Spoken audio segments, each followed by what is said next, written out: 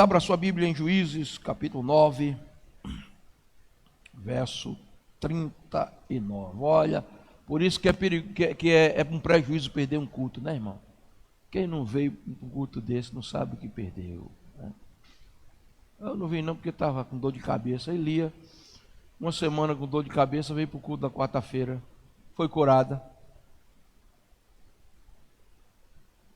Está com dor de cabeça? O lugar de você receber a cura aqui. Tá. Cadê Lia? Cadê tu, Lia? Cadê a dor de cabeça, hein, Lia? Foi embora, não volta mais nunca. Jesus curou, né? Aqui, o ambiente de milagres é aqui. Prejuízo perder um culto. Tem gente que perde culto, que foi para a praia, meu Deus, coitado, foi para a praia e perdeu o culto. Aí perde um mover desse. Que ninguém sabe se vai ter domingo outro mover desse. Jesus não aparece toda vez no culto, não. Ele não é obrigado a fazer isso. Por isso que Tomé perdeu o culto, aí Jesus apareceu. Tomé, não acredito não. Não estava no culto, Tomé. Vamos olhar. Juízes capítulo 9, verso 39. Quem puder acompanhar, se puder colocar o texto, versão atualizada. Juízes 9, 39. Saiu Gaal diante dos cidadãos de Siquém e pelejou contra Abimeleque. Abimeleque o perseguiu. Gaal fugiu de diante dele, muitos feridos caíram até a entrada da porta da cidade. Abimeleque ficou em Arumar. E Zebul expulsou a Gaal e a seus irmãos, para que não habitassem em Siquém. No dia seguinte saiu o povo ao campo, e disto foi avisado Abimeleque, que tomou os seus homens e os espartiu em 3 grupos e os pôs em emboscada no campo. Olhando, viu que o povo saía da cidade, então se levantou contra eles e os feriu. Abimeleque e o grupo que com ele estava romperam de improviso e tomaram posição à porta da cidade, enquanto os 2 grupos deram de golpe sobre todos os cantos, sobre todos quantos estavam no campo, e os destroçaram. Todo aquele dia pelejou Abimeleque contra a cidade, a tomou e matou o povo que nela havia. Assolou-a e semeou-a de sal. Tendo ouvido isto, todos os cidadãos da torre de Siquém entraram na fortaleza subterrânea, no templo de El-Berite. Contou-se a Abimeleque que todos os cidadãos da torre de Siquém se haviam congregado. Então subiu ao monte Salmão, ele e todo o seu povo. Abimeleque tomou de um machado e cortou uma ramada de árvore, e a levou e pô-la ao ombro, e disse ao povo que com ele estava: o que me viste fazer, fazei também, vós depressa. Assim cada um de todo o povo cortou a sua ramagem, e seguiram Abimeleque, e as puseram em cima da fortaleza subterrânea, e queimaram sobre todos os da torre de Siquém, de maneira que morreram todos os de homem. Meus queridos, pode voltar ao tema. Vou começar essa noite, porque não vai ser impossível pregar, mas vou deixar você na expectativa para domingo. Vamos falar sobre uma mulher na torre. Diga comigo, uma mulher na torre. Eu não li o resto do texto, né? Gael me atrapalhou aqui. Vamos para o versículo 50. Volta. Eu só li até. Qual foi? Eu parei onde, minha gente? 49. Vamos lá, que essa mulher não chegou. Versículo 50. Então se foi Abimeleque a Tebes e sitiou-a, tomou. Havia, porém, no meio da cidade uma torre forte, e todos os homens e mulheres, todos os moradores da cidade, se acolheram a ela e fecharam após si as portas da torre, subiram ao irado. Abimeleque veio até a torre, pelejou contra ela e se chegou até a sua porta para incendiar. Porém, certa mulher lançou uma pedra superior de moinho sobre a cabeça de Meleque e lhe quebrou o crânio. Até o versículo 53. Bom, essa é uma história um tanto curiosa, não conhecida, dos que não são assíduos leitores da Bíblia. Quem não leu a Bíblia pelo menos 2 vezes, talvez estranhe essa história. Que história é essa, pastor? A história é de uma mulher que fez um feito que fê-la entrar para a história como heroína. Olha para cá. A mulher que venceu um grande e terrível inimigo que homens poderosos não tiveram condições de vencer. O contexto é o seguinte: Abimeleque, um dos reis de Jeroboão foi um grande juiz de Israel. Abimeleque, um dos reis dos juízes. Abimeleque, um dos filhos de Gideão, que foi um dos juízes de Israel. Ele, após a morte do pai, ele se revolta contra seus irmãos. Ele mata 70 dos seus irmãos. E ele quer usurpar o trono e se tornar juiz por imposição, matando 70 dos seus irmãos. E ele agora está tomado de fúria. E ele vem devastando as cidades que não se rendem a ele. E ele tem um propósito, exatamente destruir os que não se aliarem a ele. Abimeleque, nesse texto, é um tipo de Satanás. O propósito de Satanás é destruir. Veja comigo o versículo 39. Saiu Gaal adiante do cidadão de Siquém e pelejou contra Abimeleque. O versículo 40 diz: Abimeleque o perseguiu, Gaal fugiu de diante dele, e muitos feridos caíram até a entrada da porta da cidade. Abimeleque vinha para destruir a cidade e para ferir a cidade. O verso 43 diz: então se levantou contra a cidade e os feriu. Ele é um tipo de Satanás. E o papel de Satanás é ferir, destruir. Se o papel de Deus é construir, o papel do diabo é destruir. Se o papel de Deus é sarar, o papel de Satanás é ferir. Agora, para ferir os homens, ele vai usar as suas táticas. Primeira tática de Abimeleque, como tipo de Satanás, é fazer você confiar na sua própria força. Veja comigo, verso 39. Saiu Gaal diante do cidadão de Siquém e pelejou contra Abimeleque. Abimeleque vai contra o cidadão de Siquém. No verso 47, contou-se a Abimeleque que todos os cidadãos da torre de Siquém se haviam congregado. O papel de Abimeleque, além de ferir, é fazer você confiar no seu próprio ombro. A palavra Siquém quer dizer ombro. Abimeleque vem destruindo tudo, e o povo diz: vamos para Siquém. Lá talvez nós encontraremos abrigo, porque lá em Siquém tem uma torre. Siquém quer dizer ombro. Satanás é estrategista, e ele sabe que se você confiar em Deus, você não vai ser derrotado. Ele sabe que os que confiam no Senhor são como um monte de Sião que não se abala. Então sabe o que ele vai fazer? Ele quer fazer você confiar na sua própria capacidade, na sua própria força. E quando eu confio na minha própria capacidade e na minha própria força, eu já começo a me tornar vencido, porque eu não tenho força em mim. Olhe para o seu irmão e diga: meu irmão, maldito homem. Diga: maldito homem que confia no homem. Agora bate no peito assim e diga: nesse homem aqui, ó. Diga: nesse homem aqui. A nossa confiança não tem que estar no nosso ombro, na nossa força. A nossa confiança tem que estar no ombro daquele que levou a cruz. Porque o que levou a cruz nos ombros leva, carrega, conduz, protege e sustenta você. Nunca confie em você, porque você nem se conhece. Você nem sabe do que você mesmo é capaz de ser. Confie em quem? No homem?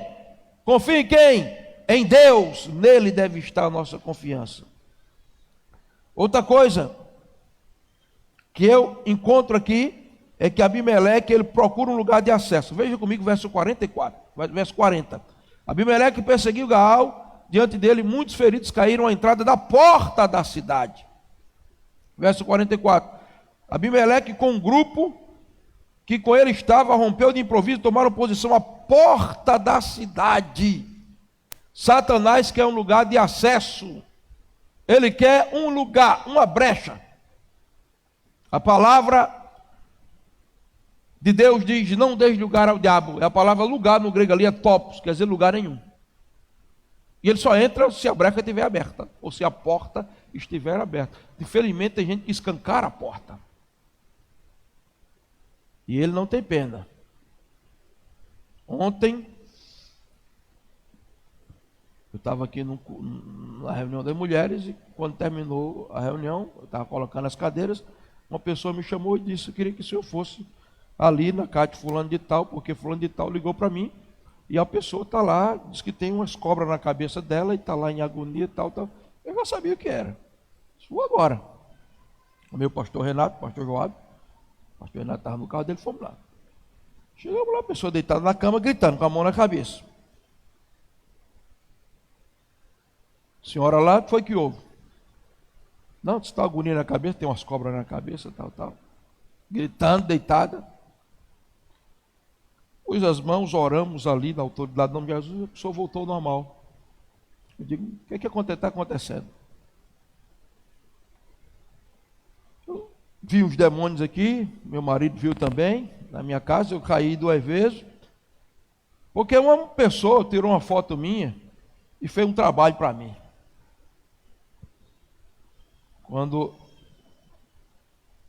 Depois de que eu tinha orado já, né?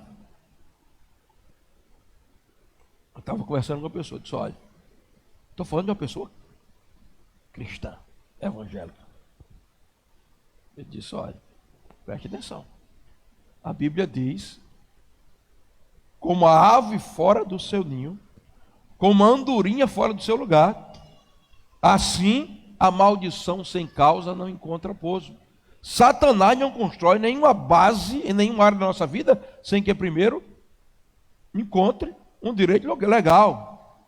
Minha irmã, a Bíblia diz que contra Jacó não vale encantamento nem adivinhação contra Israel. Se alguém fez um trabalho de macumba para a senhora, e a senhora é uma pessoa de Deus, cheia do Espírito Santo, esse trabalho é para voltar para ela. Então vamos fechar as brechas. E eu fiz ali a oração com a pessoa, mandando ela pedir perdão, se arrepender da brecha que deu, e disse: agora, fechar as brechas. Como é que se fecha? Se encher da palavra, se envolver na igreja, ser cristão de verdade, porque, irmãos, Abimeleque vem aí com a sua espada furiosa. Abimeleque se levantou contra essa nação de uma forma violenta, e ele vem para não poupar ninguém. Mas eu quero dizer uma coisa para você: ele só vai entrar onde ele encontrar brecha, e nesse arraial aqui, nas nossas vidas, a porta não vai estar só fechada não, vai estar fechada e com sangue do Cordeiro espargido nos umbrais, e ele vai ficar de lá para trás. Aqui ele não vai entrar, em nome de Jesus. Agora, presta atenção, que eu estou terminando a introdução, porque eu vou pregar essa mensagem é domingo. Ele vem para o lugar de acesso, ele espera o povo estar desprotegido. Verso 43: tomou os seus homens e os partiu em 3 grupos, e os pôs emboscada no campo, olhando, viu que o povo saía da cidade, então se levantou contra eles e os feriu. Quando o povo sai da cidade, o povo sai dessa, o povo não está pensando em guerra, o povo está despreocupado, o povo está fora dos muros da cidade, desprotegido. É aí que Abimeleque vem. Quando eu saio do arraial de Deus, do lugar da proteção que a igreja, eu estou vulnerável às investidas de Abimeleque. E ele é covarde, ele não enfrenta você de frente, ele espera você estar desprotegido. Quando é que eu estou desprotegido, pastor? Quando eu sei que a gente está nessa nação enfrentando a guerra, a maior guerra espiritual que já se travou nessa nação, se enfrenta nesses dias. E eu estou brincando de crente, achando que o mundo espiritual é uma brincadeira. Eu não estou levando o reino de Deus a sério.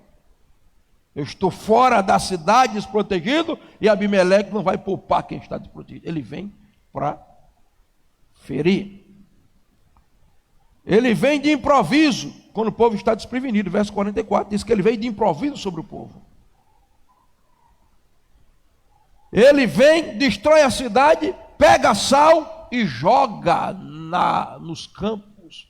Porque a proposta de Abimeleque é neutralizar a colheita, irmão. O trabalho do povo, arou a terra, preparou a terra para a colheita, a chuva ia vir, ele jogou sal.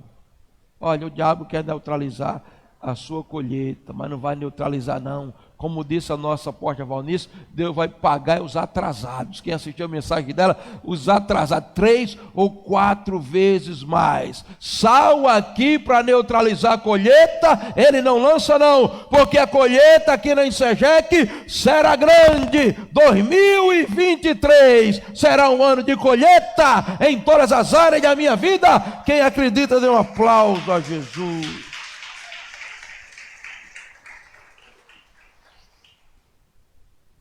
Ele leva o povo para o templo de Baal-Berite, o Deus da falsa aliança. Veja, verso 46.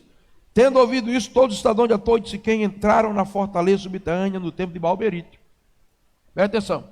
Ele vem, destrói o povo de uma cidade, o povo corre para Siquém, e de Siquém o povo corre para o templo de Baal-Berite. Irmãos, estamos falando do povo de Israel, que sabia que Baal era uma falsa divindade, e Berite quer dizer aliança. O povo de Deus estava fazendo aliança com o Deus da falsa aliança, Baal-Berite, e procurando refúgio e proteção em Baal-Berite. Baal-Berite estava aliado a Siquém, porque o povo estava quebrando o pacto com Deus, estava fazendo pactos com divindades que não são divindades, que são demônios. O que será de um povo e de uma nação que sanciona leis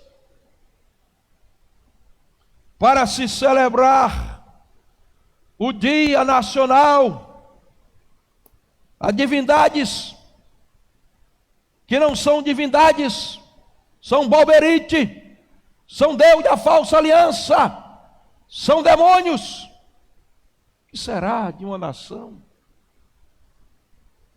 quando se disser esse dia é feriado, porque nós estamos consagrando ele a Baal-Berite?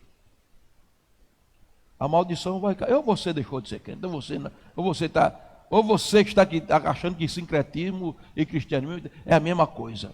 Ou você está achando, você não crê mais que existe batalha espiritual, né? Você acha que isso não tem reflexo no mundo espiritual. O mundo está aí se aliançando a Baal-Berite, o Deus da imoralidade, das orgias, do pecado, o Deus da falsa adoração. Deus que não é Deus, é demônios, mas a igreja está debaixo do sangue de Jesus. A nossa aliança é com Yahvé Rafá, Yahvé Nissi, Yahvé Tsidiqueno, o Senhor dos exércitos, e o Brasil tem dono, o Brasil é de Jesus. Ainda tem uma igreja de joelho que vai resistir. E o Brasil será a nação mais abençoada da terra, por causa da igreja de Cristo, e porque Ele quer que assim seja, porque o desejo de Cristo é um avivamento, é a salvação da nação brasileira. Mas quem vai para a Torre de Siquém confiando no seu próprio ombro, e se ali entrando no templo de Baal-Berite, não vai ser poupado por Abimeleque. E eu termino a introdução para pegar domingo, dizendo que a estratégia de Abimeleque, a última dele, é seduzir pessoas para seguir o líder. Veja o verso 48.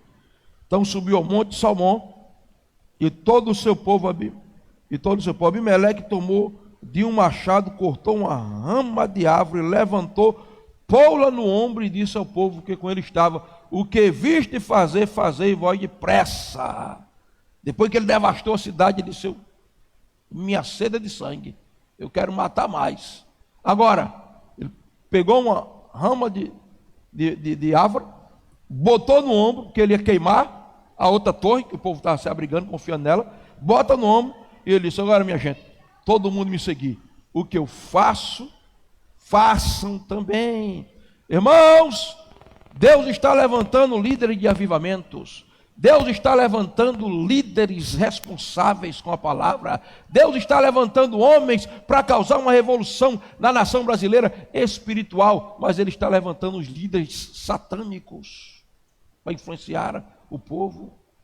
Estão pregando um falso evangelho, eles têm um ramo nas costas, eles têm uma árvore nas costas. Alguém diz: é cruz? Parece cruz. É evangelho? Parece evangelho, mas é um falso evangelho. É o evangelho das conveniências, é o evangelho da relativização da palavra.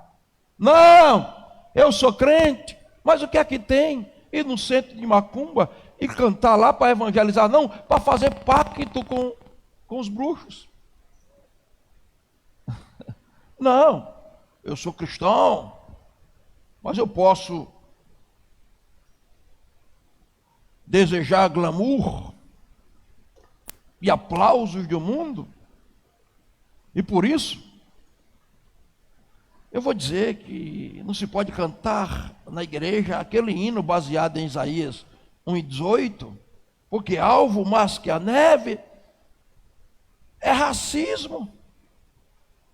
Então eu posso dizer isso para ser aplaudido por um cantor famoso do mundo, mas no outro dia eu estou com a minha cerveja, cantando a música do mundo e enchendo a cara e zombando dos crentes que me enricaram com os DVDs, CDs que eu vendi.